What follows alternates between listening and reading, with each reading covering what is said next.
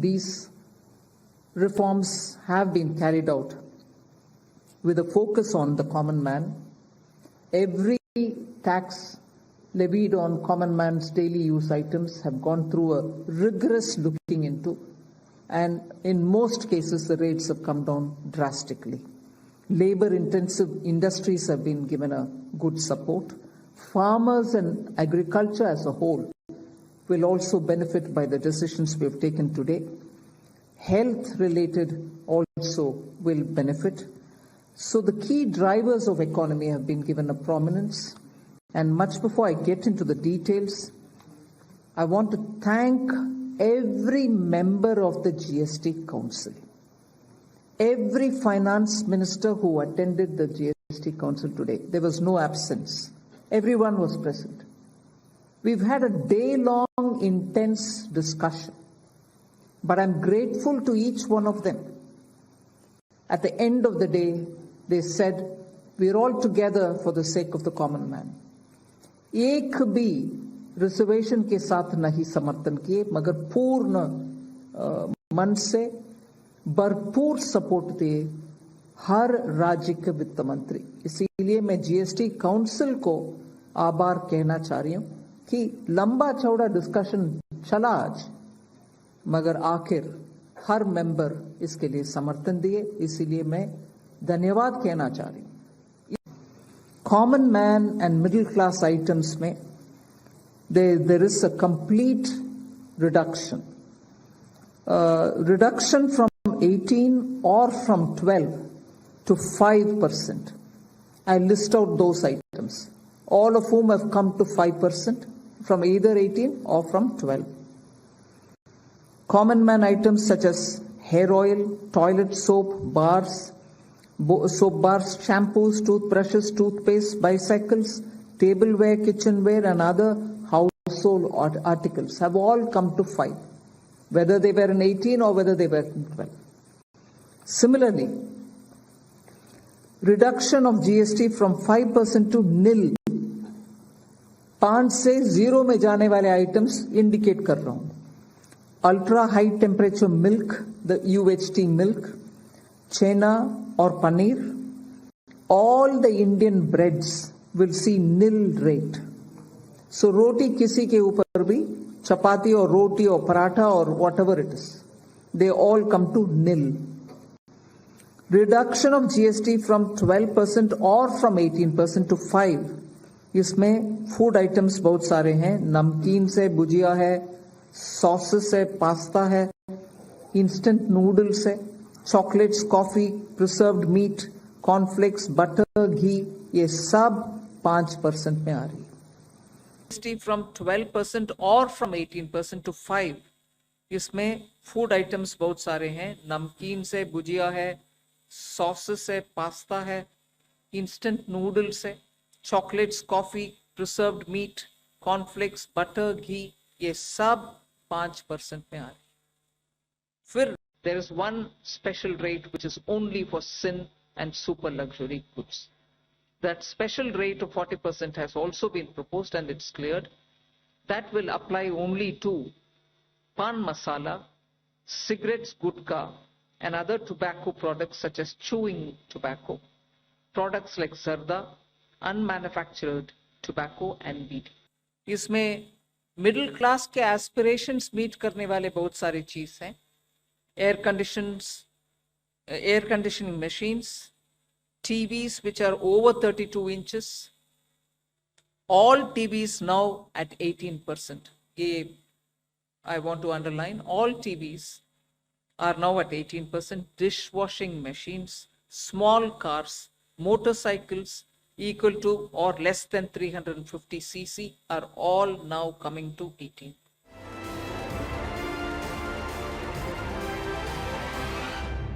GST rate cuts are just around the corner, making everyday spends from groceries to medicines cheaper. As per Finance Minister Nirmala Sitharaman, the rejig is expected to put nearly 2 lakh crore rupees back into the hands of the consumers. But what does that mean for you as a family of 4 or as an individual consumer? Let's find out. But it's important to note that these are just ET Now estimates based on a survey internally conducted by us. To help you understand what the setup of this survey is, we've imagined 3 families across different income groups per month. Family A earns 28,000 rupees a month. Family B earns a monthly income of 1.5 lakh rupees, and you have family C at the end that's earning a monthly income of 5 lakh rupees. We'll track their spends and see what they are going to save after the September 22nd rate cuts are implemented. Now, to give you a picture on the math that we've used, here's the math to begin with. Grocery bills, let's talk about that. They now work out about 4% cheaper based on a Kotak estimate for GST cut across categories that fall in this basket. Dining out, let's talk about that. That has gone from 12% to 5%, which is a 7% saving. Entertainment such as movie tickets is unchanged at 18%, so no benefits there. Telecom too, no benefits over there as well on your telecom or your mobile phone bill. Medicines have become cheaper by 7%, falling from 12% to 5%. So that's the 7% savings on medicines that you can see over there. For personal care, items such as soaps and shampoos are down by about 10%, once again based on the Kotak estimate across categories in this basket. And well, yes, the biggest relief is coming in on the life and health insurance premiums, because they have been completely exempt from GST, which means they were charged at 18% earlier, 0% GST now, which means the total saving for your insurance bill is straight up 18%. Let's begin with the families and take a look at their individual savings. For family A, let's start with the category of grocery, and family A spends 4,000 rupees a month and now saves 160 rupees a month when it comes to grocery. So there you have it, 4,000 rupee in spend, 160 rupees in saving. That is the case coming in for family A. Family B now, it saves 640 rupees after a spend of 16,000 crore rupees a month on grocery, and family C spends 45,000 crore rupees and saves 1,800 in terms of groceries. So the final saving here is 4%, and those are the individual amounts that all the 3 families are saving, accumulating up to 4% of their total bill. Next up, let's take a look at dining out. Family A spends 2,000 and saves 140 rupees per month. Family B is spending 4,500 and saves 315. And lastly, family C spends 10,000 rupees a month and saves 700, making the overall savings 7% for all these 3 families. So there you can see it over there. Now let's move on to entertainment and talk about what's happening over there. No change at all. Similar for telecom. So no change when it comes to both of these categories. Coming to medicines now, family A has no spend on medicines as of now. We'll take a look at what family B is doing. They're spending 4,000 and saving 280. Family C spending 5,000 rupees and saving spending 5,000 and saving a final amount of 350 rupees, which brings the final cumulative amount for all these 3 families to a 7% saving. Moving on to the personal care category, family A is spending 500 and saving 50. For family B, it's a spend of 2,500 and saving 250 rupees. Family C spends 5,000 and saves 500 rupees. And remember, the final GST rate cut over here is 10%, so that's the overall saving coming in. Now let's talk about the big category, the biggest beneficiary coming in out of the entire GST ambit, and that is insurance. First up, on health insurance, when we poll these 3 families, family A spends 1,250 rupees and saves 225 rupees. You have family B that's spending 3,000 rupees and saving 540.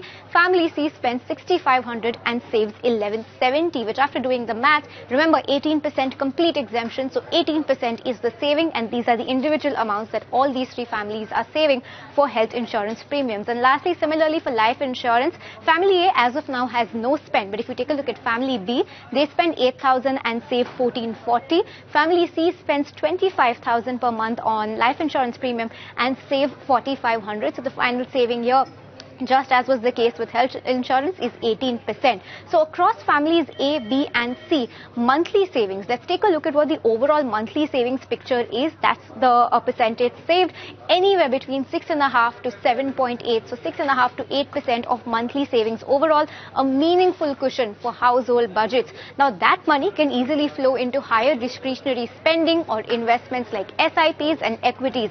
In short, the GST cut just got friendlier for you and your pocket.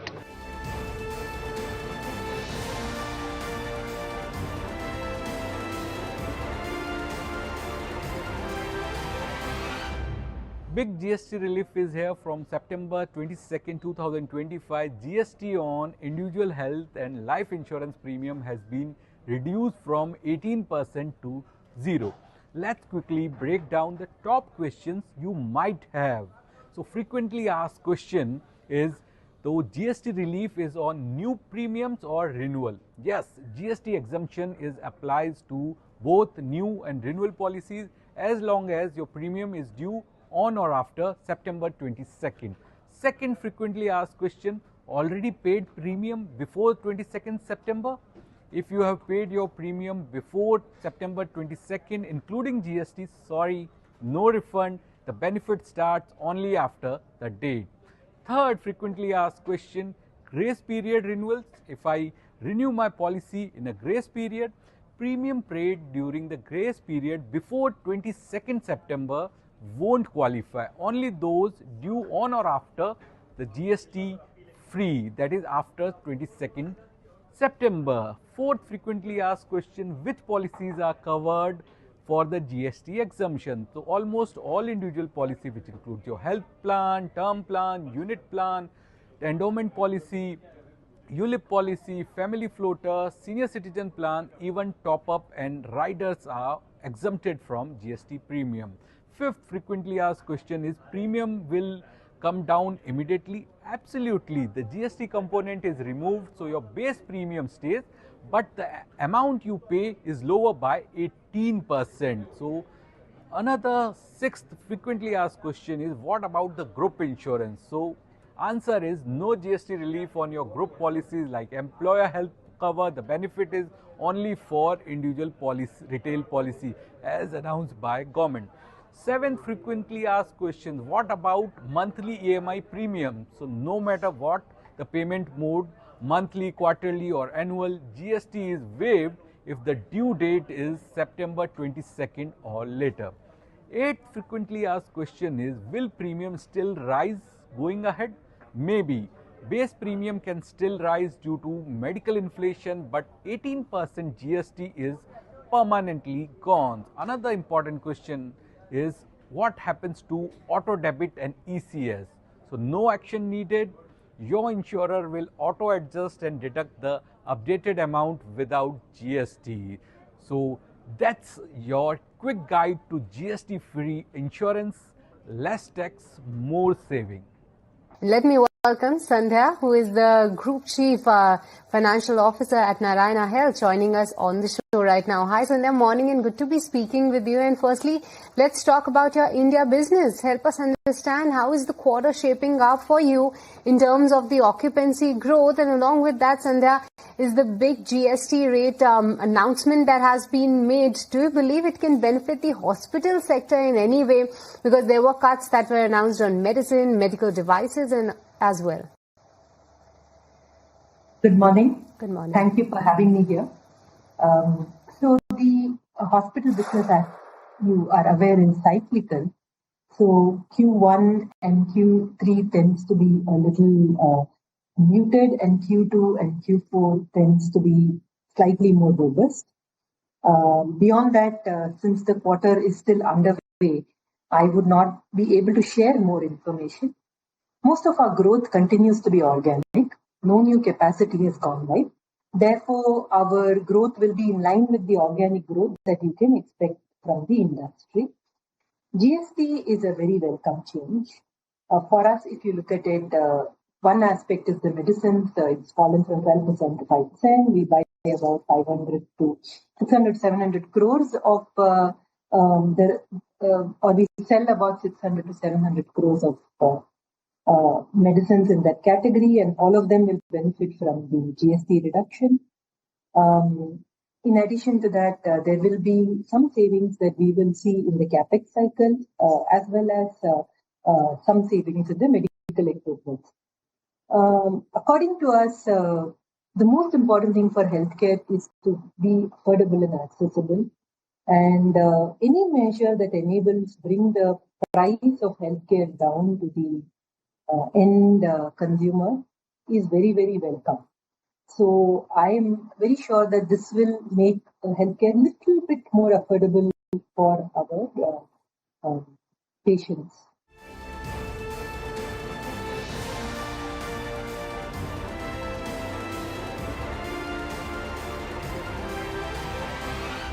Welcome to our Expert Speak segment on Insurance Mantra. Joining us today is Parthnil Ghosh, Executive Director, HDFC Ergo General Insurance. It's a pleasure to have you with us on the show today, sir. Thank you so much. I just want to begin with on the latest development in insurance industry, that GST reduction. So according to you, how big is this development and how this will help in increasing insurance penetration? First of all, thank you, Anurag, and good morning. Uh, as far as the GST, this latest GST reduction is concerned, first of all, I would like to thank the government and GST Council for ushering in this extremely welcome move for at least for the insurance sector. Now, health insurance premium, we have been always demanding that the GST reduction should be there. Now, an 18% GST will come down to nil. It means that for general citizens, for common citizens, Indians, the reduction of the premium will be to the extent of 18%. What does it mean? If the premium would have been 100 rupees previously or till date, the GST is charged 18 rupees. It would have been 118 rupees. From 22nd of September, it will become 100. So at one stroke, the affordability index of the Indian citizens on health insurance premium is going to go up by a few notches. The GST removal of GST on the individual insurance products is a very big announcement by the government. And the government has been engaged with insurance companies, both private and public. And DFS held a meeting 2 days ago with the insurance companies on their proposed action in view of the GST reduction. And all of them, including the private sector, have assured they'll be passing on the benefit to the policyholders. Most of them have come out with advertisement clarifications to the public, and we hope that policyholders are future people who want to buy insurance products. They will be encouraged with the reduction in the policy premiums and buy more insurance products. And sir, it's a very big game changer move to achieve the insurance for all target, which is government's move, DFS mission and vision, and the insurance penetration will increase after this move. We definitely think so. We need to have broader coverage of entire population with insurance. This move will benefit lakhs and lakhs of people who want to buy insurance. This will encourage, and along with this, we are also taking a campaign to educate and create awareness for the various benefits of insurance products to the population. And I think this is already successful. This quarter, we have seen growth in the premium and new policies also. Okay, so my last question, so Bima Sugam official website is launched. How big development is this? Because Bima Sugam will completely democratize the insurance in India. We would like to have this by end of this year. Fully integrated portal where everybody will be on it, and that could be one of the game changer in the insurance industry in the country. So to begin with, sir, I will start with the GST reduction announcement only. So there are other PSU companies, they have announced that they will be passing on the complete benefit and without change in commission structure. So are you also doing the same? Yes, we shall pass on the complete benefit of GST reduction to our customers, and we have already publicized it through our our website and social media, as well as from through our network of offices across country and through our intermediaries. If we explain it in simple terms, if the premium for a health retail product was 100 rupees, and with the service tax of 18%, if the customer was paying 118 rupees to the insurance company before 22nd September, so from that date, from the revision date or from the reduction date, the customer will be paying only 100 rupees, and this entire benefit shall be passed on to the customer, and we shall not be revising the premium rates, or we do not intend to revise or reduce the agent commission also. Okay, sir. So you are saying that agent commission also will not be revised, and complete benefit also will be given to policyholders. So that means that you will be taking hit on your P&L, and what will be the quantum of hit? It is true that there will be an impact on our balance sheet. It may be in the range of, say, I cannot tell you very accurately, but it is expected to be in range of 80 to 100 crores. However, we have as you see, out of our more than 20,000 crore premium, 8,200 crore is coming from health portfolio, health LOB. But out of this health LOB also, the large part comes from the group health segment. And our retail health segment actually constitutes less than 10% of our overall portfolio. Hence, I think that with our other than retail health portfolio and the growth which we are experiencing, we will be able to absorb this impact in our balance sheet, and we will not be needed to revise the premium or reduce the commissions. So I think we will manage.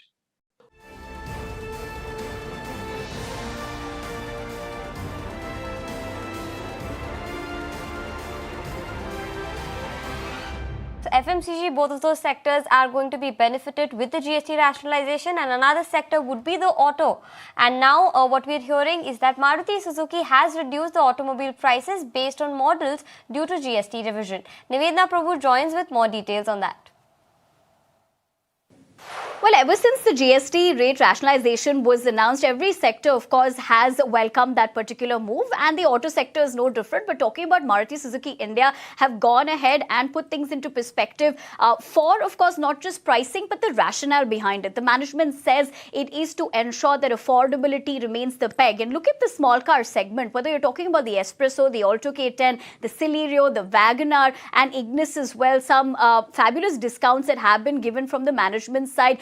This is because they want to ensure that not just the fact that the consumers can avail these discounts, but also if they had a budget in mind, that can be also changed, because Wagoners, at least you're looking at a 79,600 rate card. If you're talking about premium hatchbacks, the Swift is looking at a 84,600 rate card, a Baleno about 86,100. The sedan as well is no different. The Desire is also looking at a very interesting price cut of 87,700. Compact SUVs also, whether you're talking about Fronx, Brezza, they're all looking at very interesting numbers. In fact, about 1 lakh, if you actually look at those numbers playing out on your screens as well. Grand Vitara is no different. It's up to 1,07,000. Multi-purpose vehicles are also not far behind, because you talk about the Ertiga, the management's decided to go with up to 46,400. The Invicto is also looking at up to 61,700. And commercial vehicle, that is the Super Carry, is getting a discount of 52,100. So all in all categories, this is essentially what Maruti Suzuki India has decided to go ahead with. Of course, in tandem with what we're already looking at in terms of the GST rate rationalization, but they're also hoping for the fact that this is going to change the way the consumers also engage, and of course, in turn, that really creates momentum for the auto sector. After autos were actually very positive on consumption. We think this GST the cut is coming as a big boost to affordability. Also, the timing is very opportune just around the festive season. And then this is also happening after almost an year and a half of fairly subdued demand. True. So this, in our view, should bring a very big boost to demand. When I think of different segments of demand, let's say entry versus mid and maybe premium across two-wheelers and passenger vehicles, while yes, affordability improvement helps the entry level a lot. But we also believe that people who were maybe earlier going to buy an entry-level vehicle will now have the capacity to buy maybe a mid-sized car or a motorcycle. So I think that the demand boost that comes is going to be across the different segments. And that can be very specific, like a 350cc plus motorcycle, which is specifically seeing a GST increase. But other than some very specific segments, we think this is a very broad-based demand boost and not just at the entry level. You're looking at from an up-trading perspective, right? In the sense, if the kind of boost that a person gets is from 70 to 90,000 rupees per car, and that could give him additional leeway to look maybe a model higher or a upgrade higher to a higher level. Is that what you're looking at, and it's not going to change the entry level dynamics? No, so what I meant was there is going to be a demand boost across the categories. Yeah. So at an entry level, so for someone who was finding it difficult to afford a vehicle earlier, right, it becomes a lot more easier for him to afford. So we're not saying entry level will not get a boost. Entry level should definitely get a boost, but that demand boost is not limited to the entry level, because someone who was earlier going to buy, let's say, an entry-level vehicle, now will have the capability to buy something better. So the demand, the entire curve of demand gets lifted upwards rather than just in one single category. From an earnings point of view, how do you see that panning out for FY26 and 27? You almost have 2 quarters, which is almost like a slow, sluggish growth coming in. A boost coming through consumption, maybe Q3, Q4 onwards, which will be there. You see FY27 to be the big year in terms of numbers, volumes? Yeah, so we do think second half FY26 and that flowing into FY27 through FY28 should be very strong for volume growth and earning growth for most of the companies. So across most of the OEMs, we are thinking anywhere between 10 to 15, 16% 3-year volume CAGR, and that translating into, let's say, a 12, 13 to a 25% kind of an earnings CAGR over the next 2 to 3 years. And Tarun, thank you so much for your time and good speaking with you. And let's talk about the real excitement in place. GST cuts, they are live now. You too have announced the price cuts. Help us understand the demand sentiment right now and how big this festive season could be. What sort of a incremental volume growth are you expecting?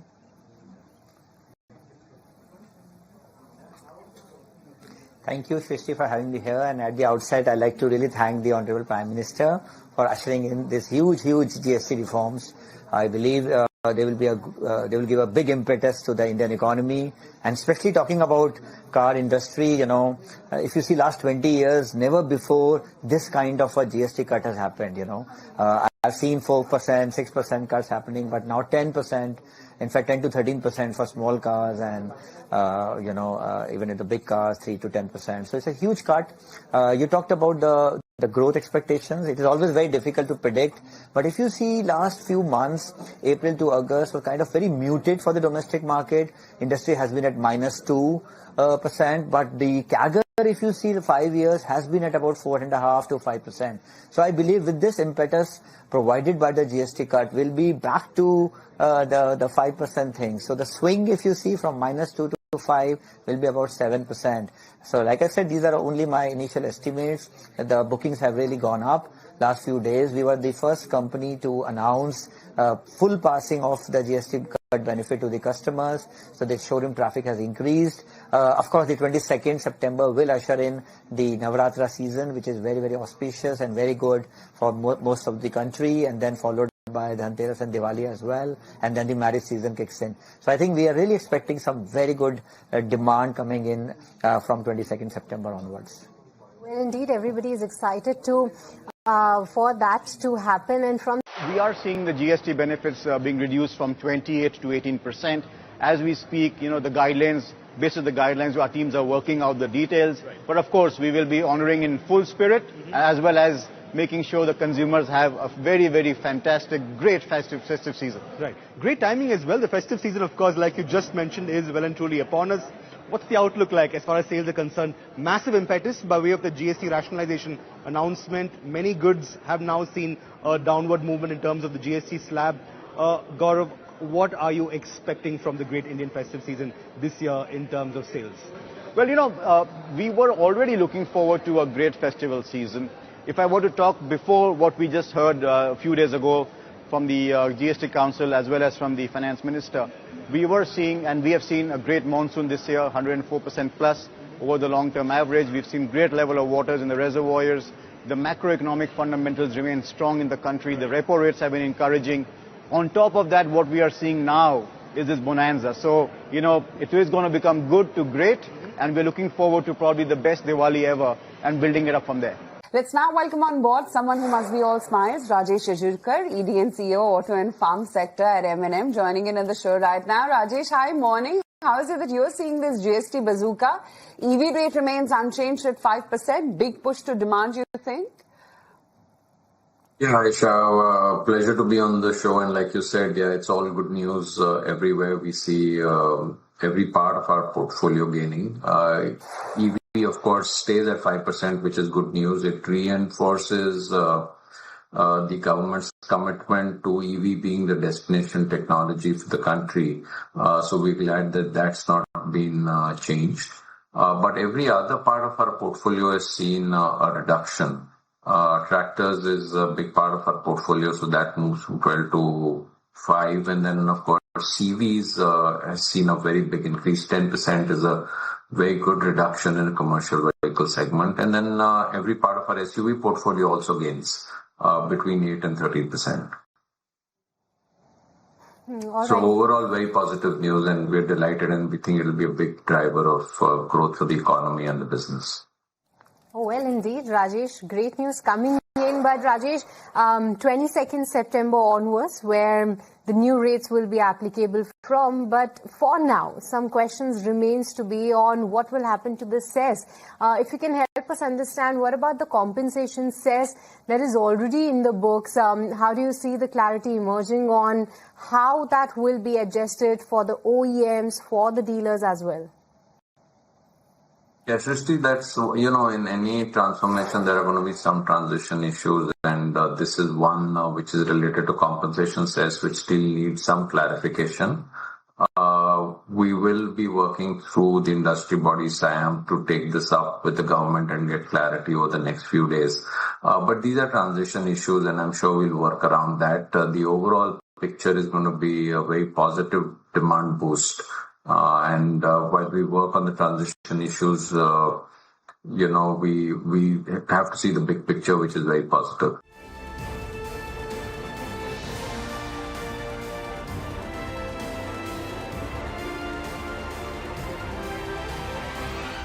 For your prime customers, and this of course comes in at a time when the government has also introduced the bumper GST rate rationalization bazooka, both in terms of slabs and of course the rate cuts that we've seen.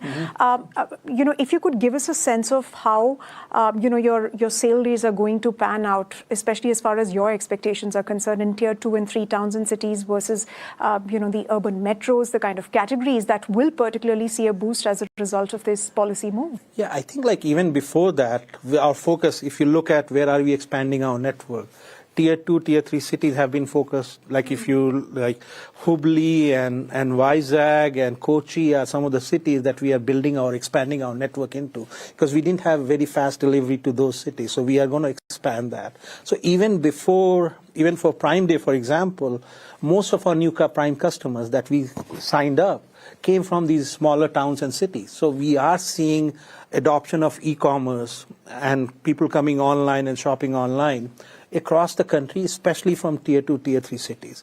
In terms of GST changes, we are really excited about, it came at the right time, and hopefully it will spur consumption. But we are also very hopeful about how it's going to help the seller. The GST Council met. There's not just about the reduction in the rate, the slab rate, but also how much the government has listened to us around, let's make the life of selling online easier for all our sellers. So if you go into the details, there's so many of those changes that we are excited about, which will make the life of a small, medium business selling online much easier. And I'm really excited about the long-term impact of those changes.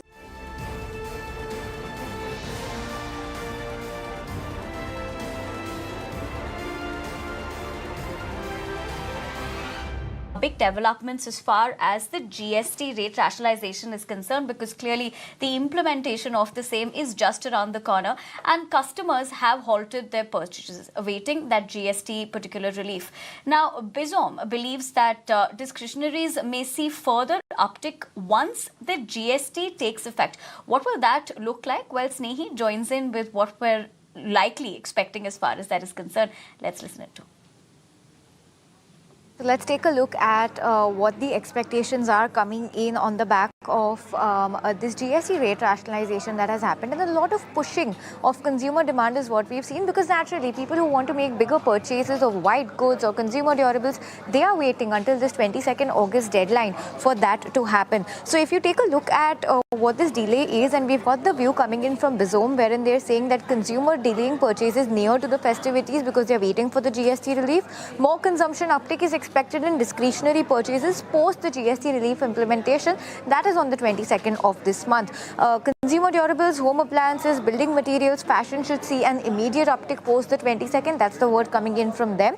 For biscuits and snacks now, they say that there has been a GST relief of 7 to 13%, but they're not seeing any delay in purchases because, of course, these are consumer staples and are required on an everyday basis.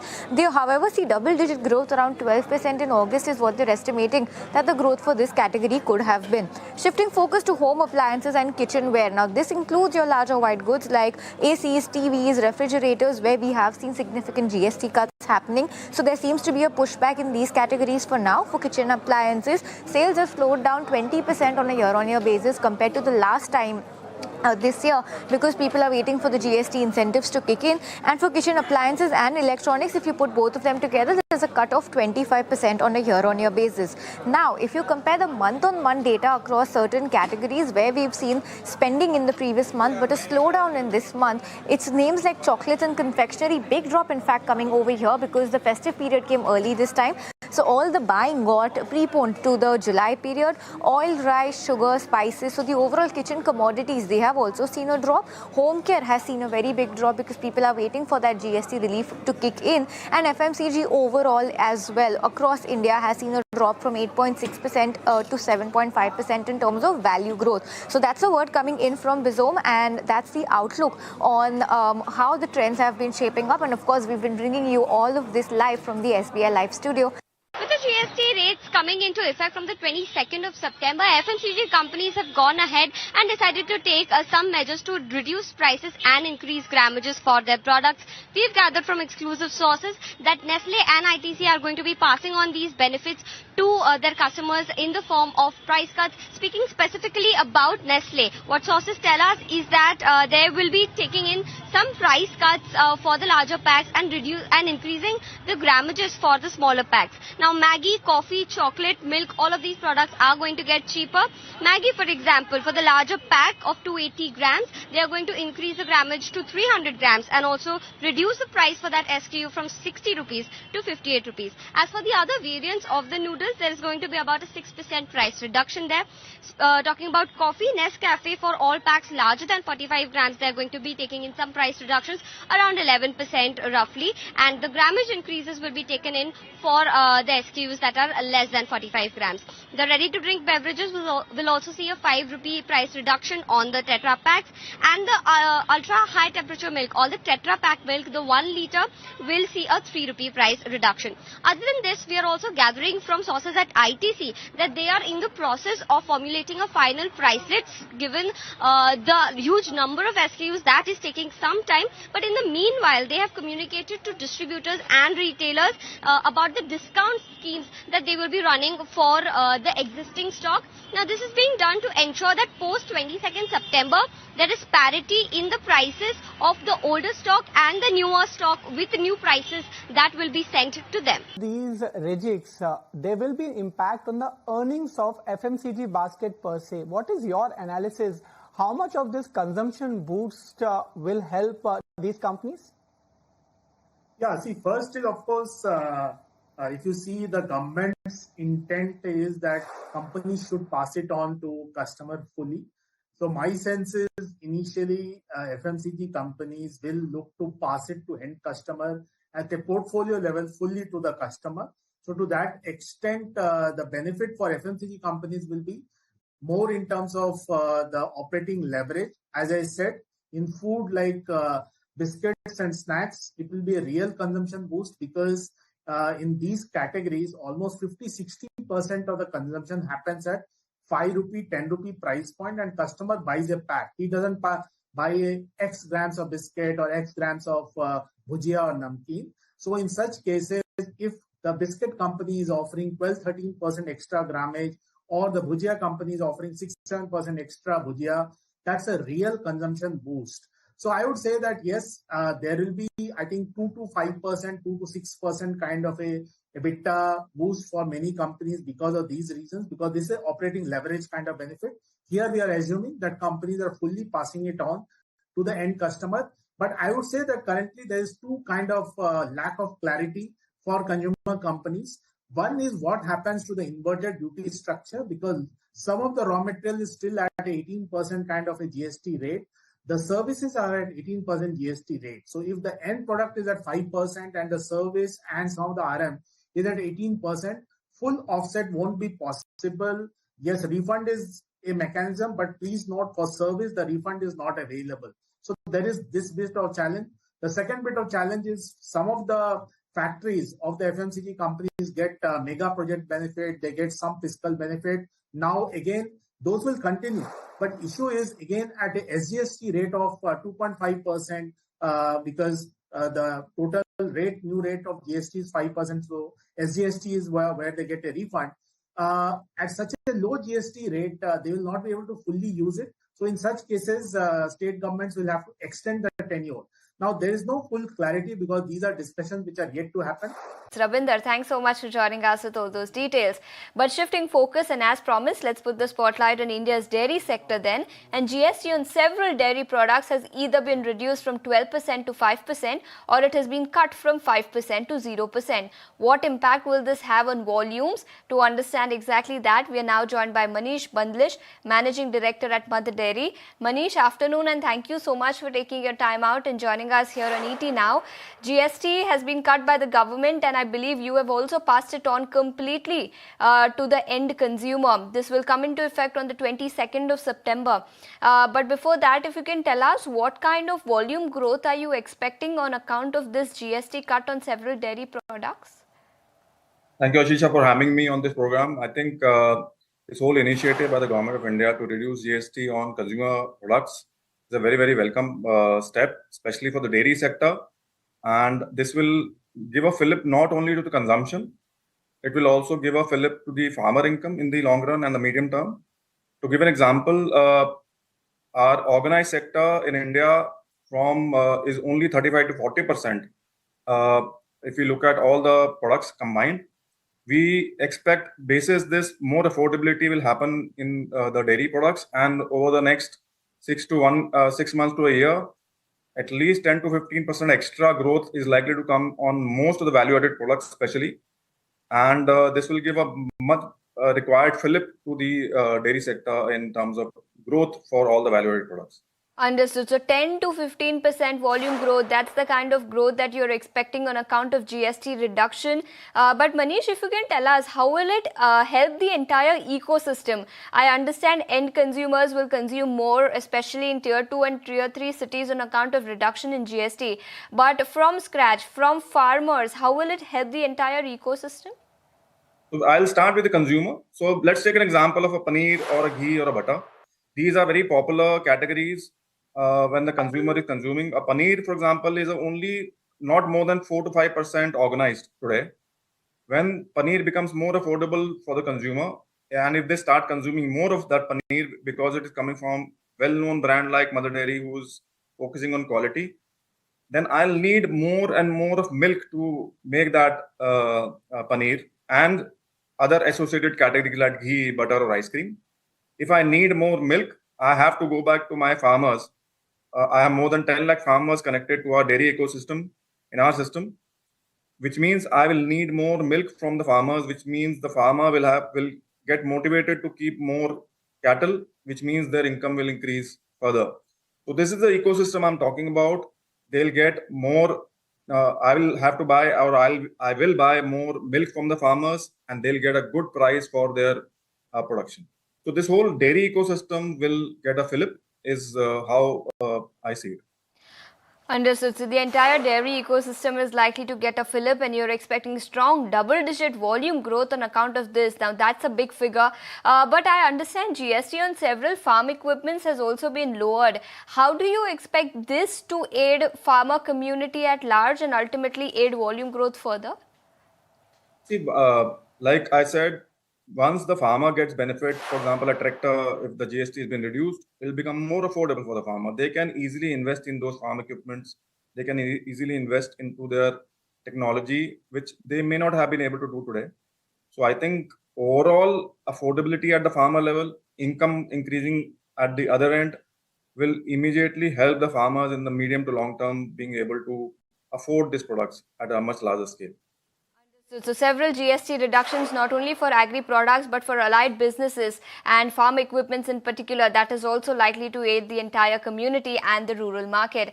Sir, thank you so much for taking your time out and joining us here on ET Now and helping us understand how the GST reduction on dairy products is likely to aid volume growth for the entire sector. Thanks so much for joining us today. Thank you. On that note, we need to slip into a very short break, but our coverage on commodities will continue on the other side.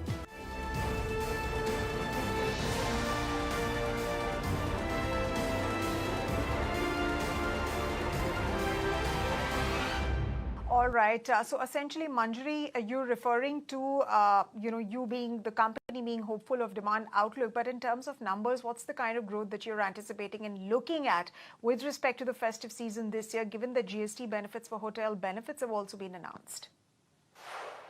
Sure. So industry, if you look at today, is early single digit, right? And especially after the geopolitical situations, etc., which is behind us, thankfully, we did see a slowdown. We are hoping and we are very confident that this year festive will come to us with a double-digit growth. And if industry is growing, so and today we grow almost 3x of industry. And if industry starts to grow much faster, and if we keep the momentum and the scale that we have from industry today, that is the growth that we are wanting to achieve in the festive season. GST comes with a blessing. I feel that while air travel has not been directly impacted and hotel has been, in general, spending in India should go up, and that is the attempt of the government. And we feel that given travel has been one of the critical places where people like to spend, we feel that the resident effect on people stepping out and traveling will already be there. In terms of hotel, we are very, very confident that the GST reduction will help us reach the belly of the market, the mass India, and they will hopefully upgrade and want to book more hotels.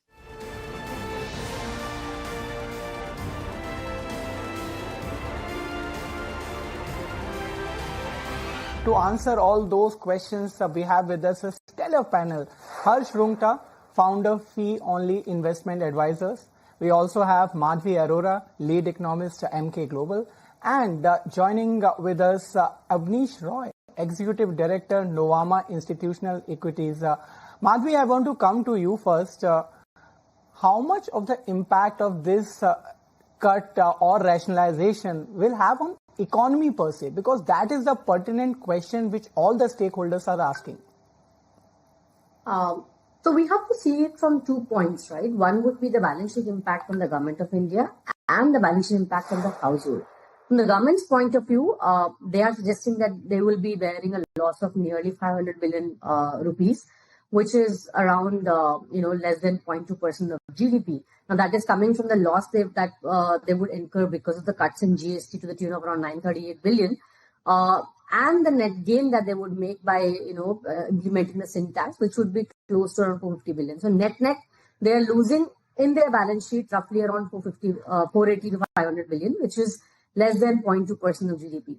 On the other hand, from the household perspective point of view, whatever is the loss of the exchequer should be the gain to the other economic agents, whether it's household or, the other private economic agents. But here, obviously, the impact is directly to the household. Apart from this, we also would be seeing dissolution of the compensation cess, which was roughly around 1,500 to 600 billion rupees. Again, close to around 0.4% of GDP. So if you include that and the net loss to the, the exchequer, the balance sheet gain to the household could be as high as 0.6% of GDP.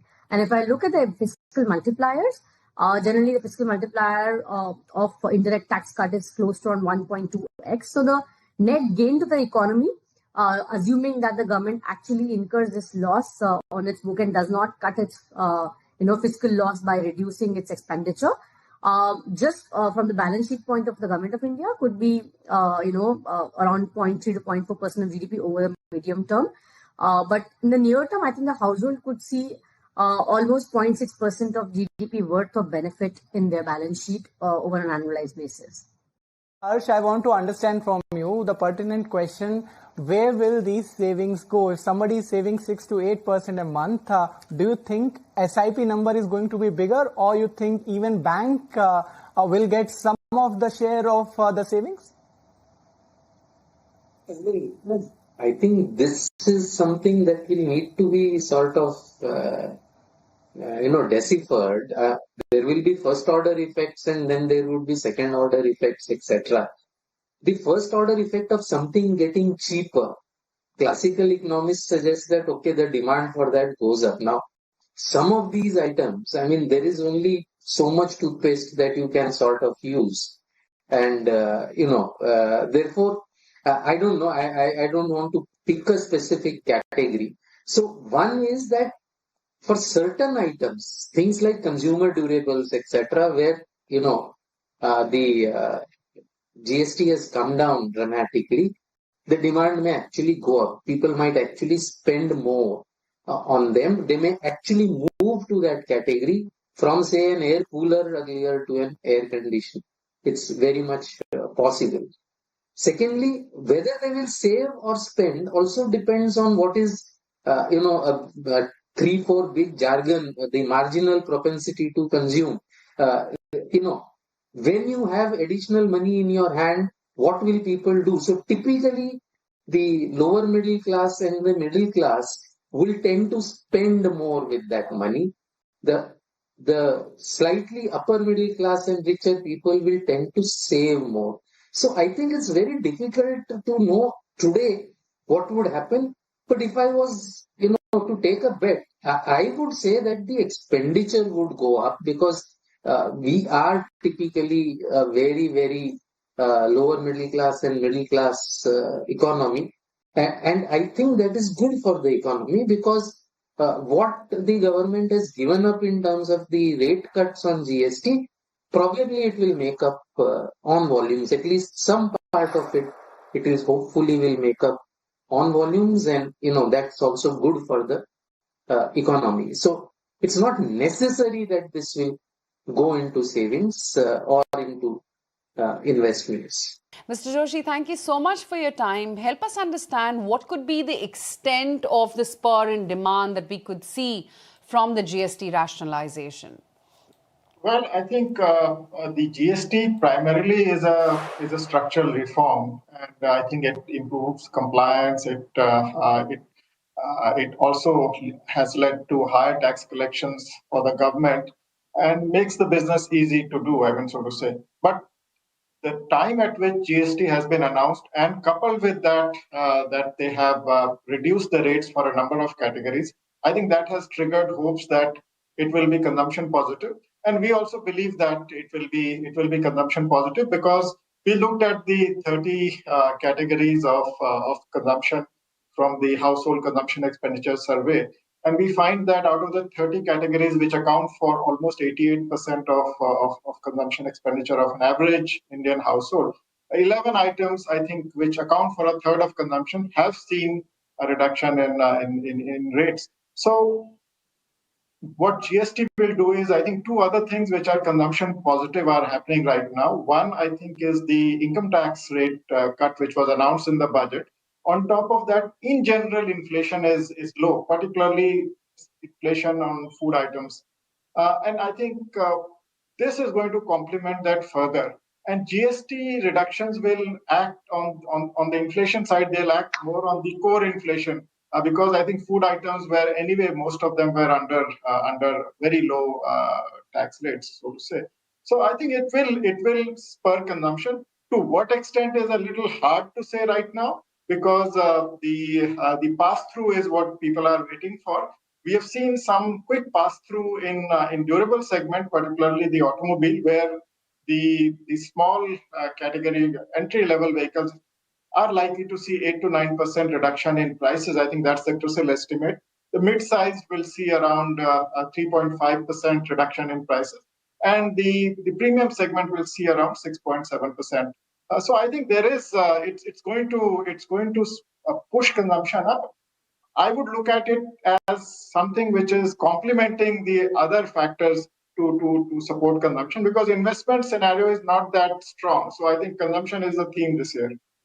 Well, it will certainly have a massive multiplier effect because, as we all know, India is largely a domestic consumption-driven economy.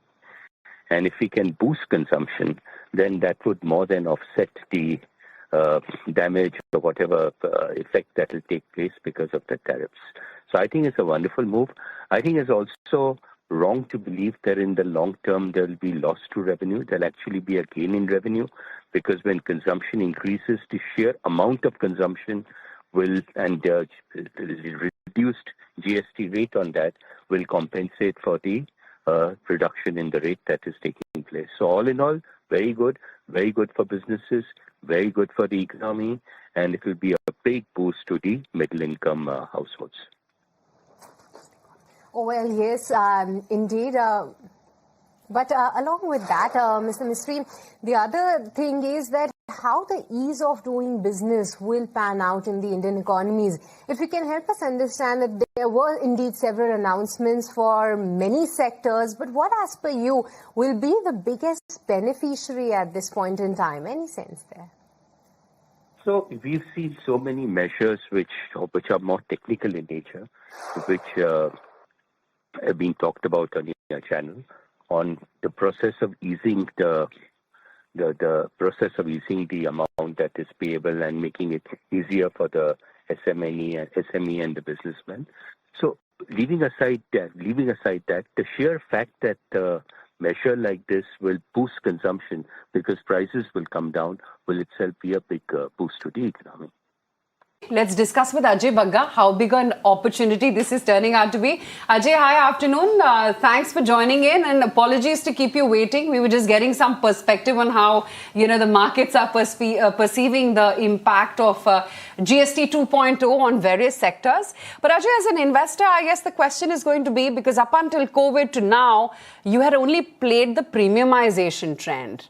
Do you now look at more top-down approaches when it comes to consumption? Well, I would not say that things will change very much. What is changing is it's a very structural stimulus that has gone in, and this stimulus will go in year after year now, unless there is a rollback into higher rates, which we don't anticipate. So the immediate reaction of the markets might have been muted. But what I'm expecting is that all the interest rate moves that have come in, the monetary policy liquidity being injected, overall the income tax slabs putting on the margin some more money into people's hands. We have seen rural demand growing stronger than the urban demand. So the catch-up story the markets are waiting for is the urban demand picking up. So does this lead to urban demand picking up? We'll know in the next 2 months. But I think a very good structural stimulus has been injected by the government. What trends will it change? Will the premiumization move to a more broader-based rally? That we have to see. But definitely, there'll be more money in people's pockets after their usual spends. And that normally goes back into consumption. So the consumption multiplier works when you cut consumption taxes like this. So the government has got it right. There are some issues to be ironed out, like the input tax credit, then the anti-profiteering to ensure that companies are passing on these advantages to the customers.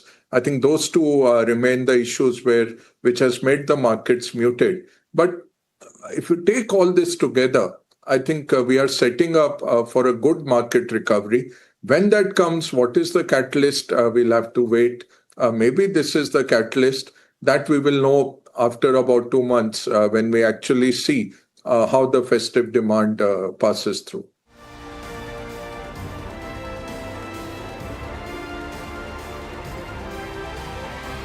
look ahead into the future, figure out what the markets would do and what investors should be doing. We've got Harsha Upadhyay joining in on the show right now. Harsha, hi, morning. Good to have you on the show. Harsha, a lot of news flow now seems to be getting addressed pretty much along the expected lines from the market, be it domestic or for that matter now at the Fed as well. Of course, the big overhang continues on the US tariffs, but hopefully there should be a resolution to that as well.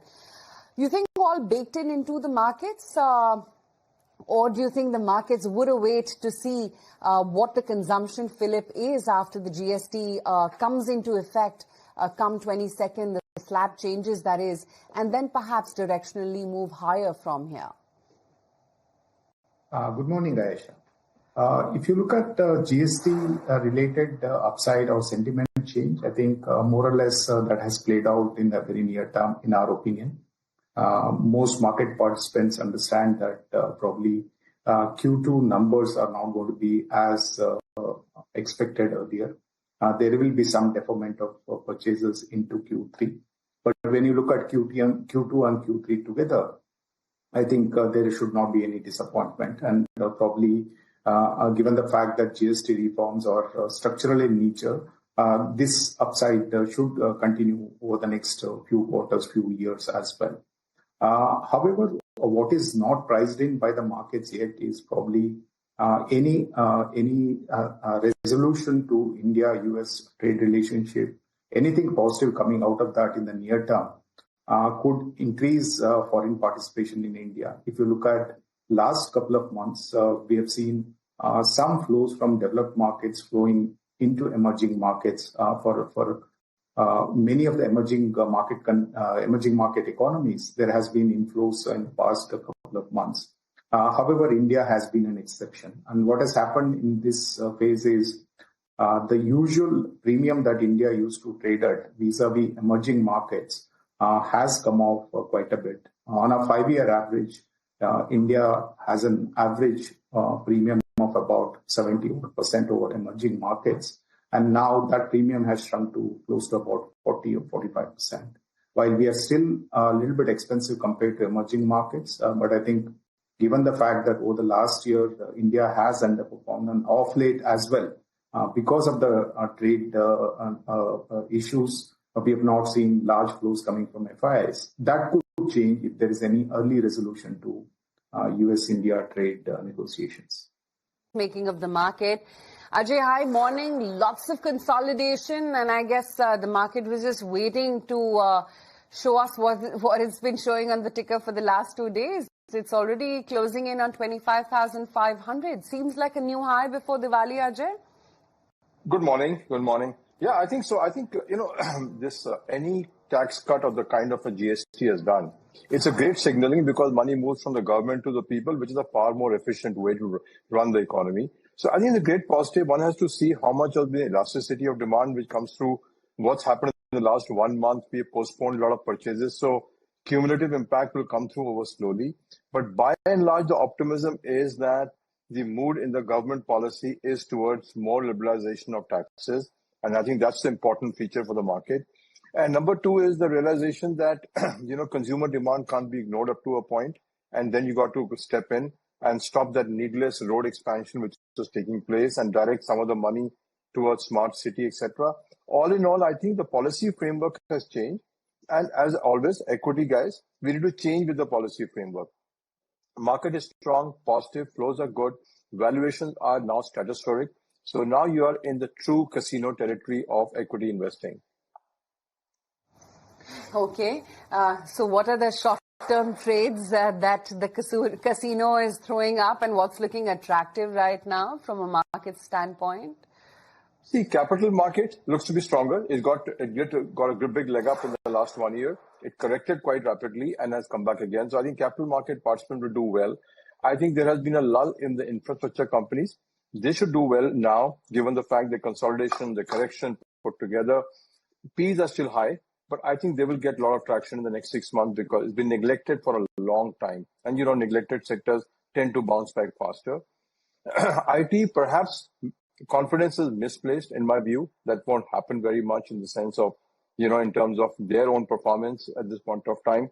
But domestically, auto, you've already seen, it's been a run up. Now it's going to go on to auto ancillaries. So all in all, I think any other sector which impacted by Aisha by the GST cut, particularly the auto, I think it's going to be a great beneficiary. We have a great auto industry. We are global leaders in that. So I think that's one industry as investors you can pick. And that I would say outside the casino. Casino is right now the small caps and the retail stocks and all running at 90, 100, 110 Ps. I think anything beyond 50p or 60p, I would put it in the category to say you must have a very good reason, apart from Newcom stocks, leave aside, you must have a very good reason why to be there. And there are a lot of stocks at 70, 80, 90 Ps. I think that's where the real roulette game is going on. There's going to be black or white. And I think that's where the problem will come, is that when you buy a stock at 90, 70, 80 P, you really are trading very, very treacherously. Right, Ajay. Hi, morning. This is Nehi also Good joining morning. in. Good morning.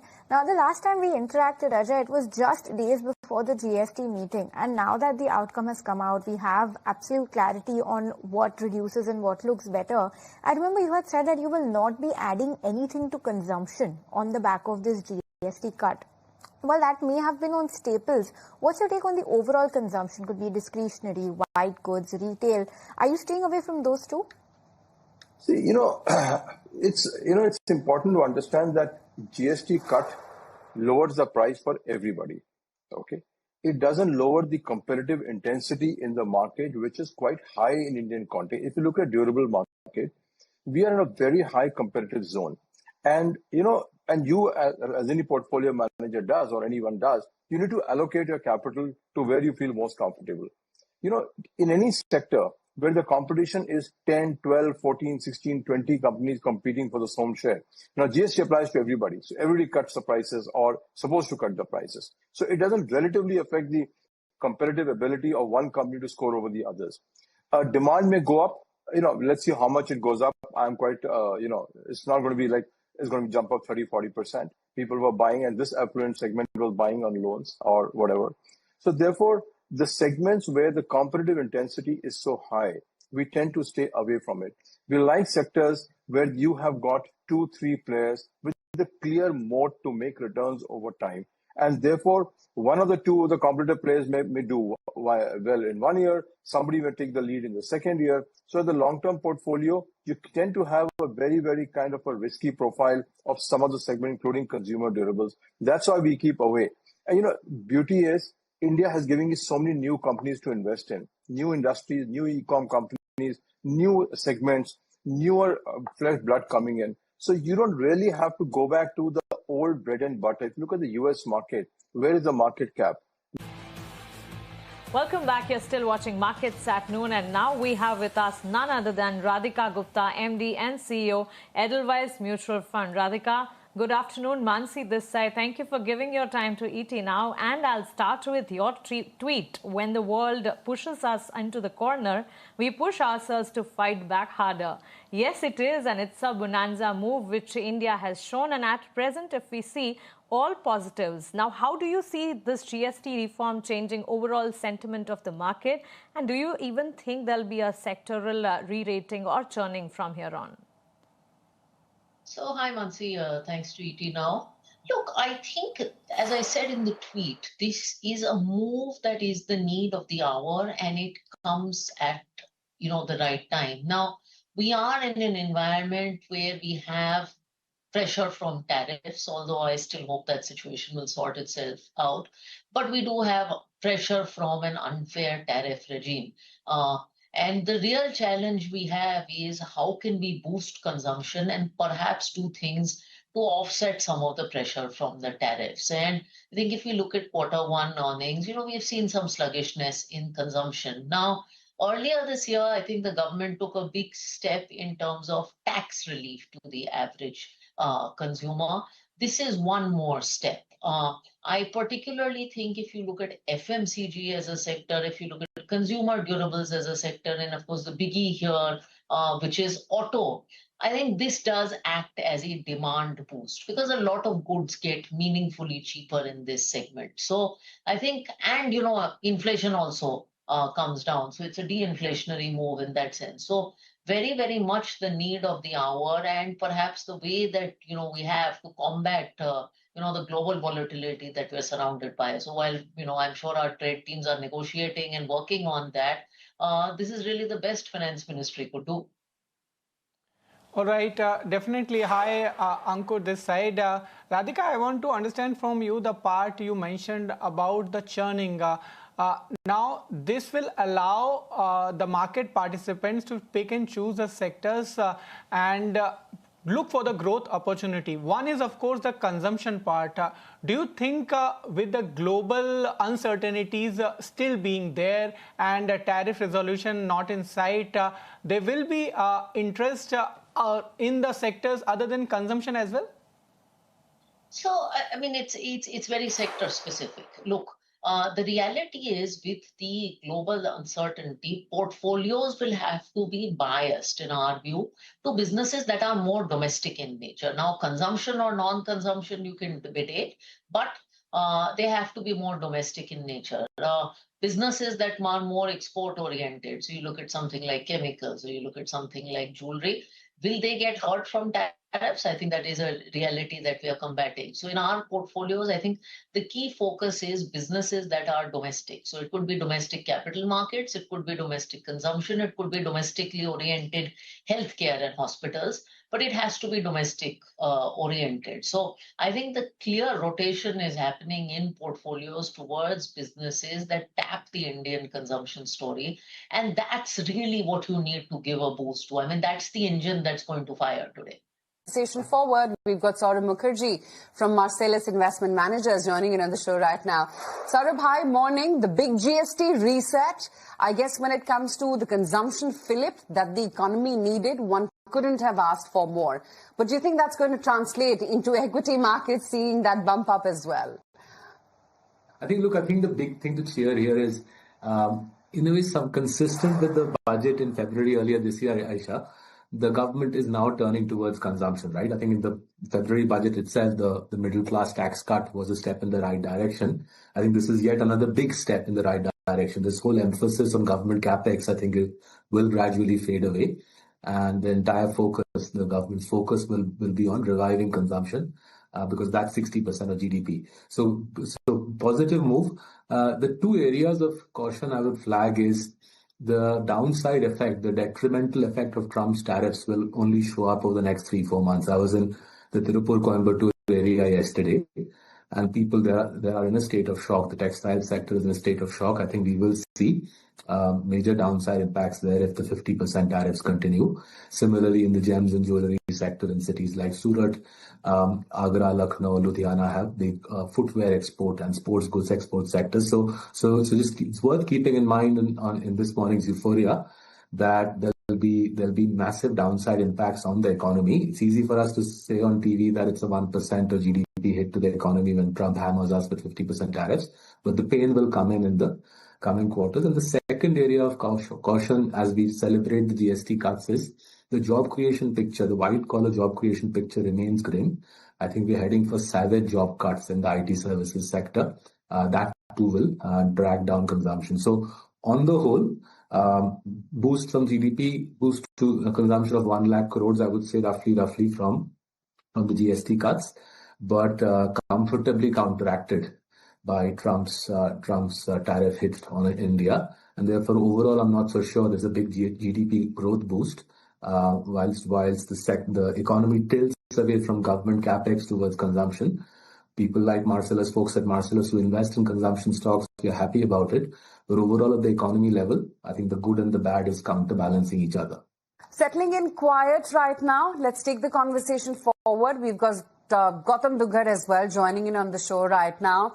Gautam, hi, morning. Great to have you on ET now. Gautam, so much has happened, right, with regards to what the government has done in terms of pushing demand and growth higher.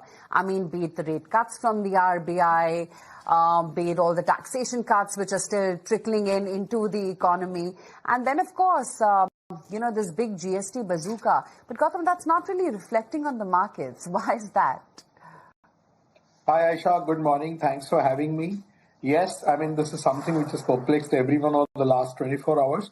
But look, Aisha, there are 2-3 things at play here. First and foremost, this relentless selling from foreign institutional investors. I mean, just to put numbers in perspective, in the last 20 months, and calendar year 24 plus first 8 months of calendar 25, foreigners have sold $15 billion. Against that, domestics have bought $123 billion, $63 billion last year, and $60 billion roughly in the first 8 months, right? So if you focus on just calendar 25, against $60 billion, we have seen $15 billion of selling from foreigners, and roughly then you have seen a lot of activity on the primary market, corporate blocks, promoter blocks, PE blocks. So that is a pressure of supply which has kept the market a bit suppressed. Second, the valuations. The valuations of Nifty at about 21, 22 times